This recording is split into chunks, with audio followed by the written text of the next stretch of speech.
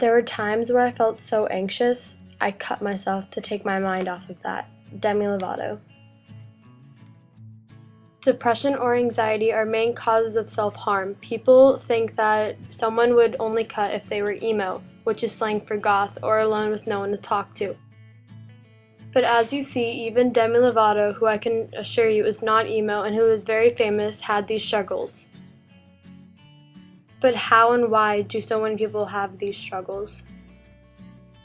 In the US, over 36,909 people have committed suicide, and over 633,000 people have been admitted to a hospital for a self-inflicted injury.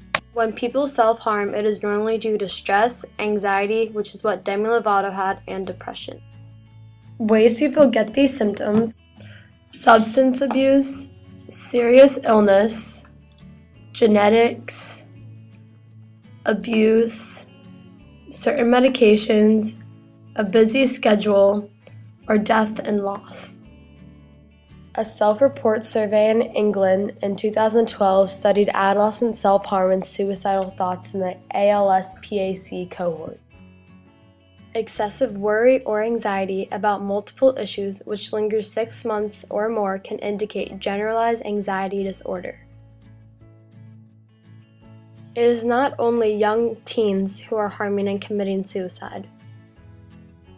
In 2009, a study was done that more U.S. soldiers were committing suicide than were actually being killed in Iraq.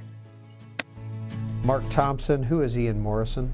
Who was Ian Morrison? Ian Morrison was a 2007 West Point graduate. And several years later, Ian Morrison, by then an Apache helicopter pilot, didn't have any of what he needed trying to grapple with his anxiety and sleeplessness after a tour in Iraq.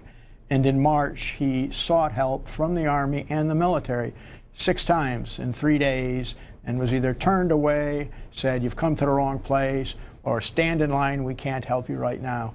And he killed himself on March 21st. This is the suicide hotline number. People are on call 24 hours a day to help anyone who has suicidal thoughts.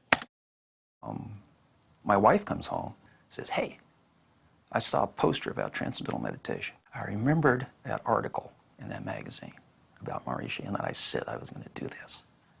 And so I go in, and he says, "Okay, sit down, do this."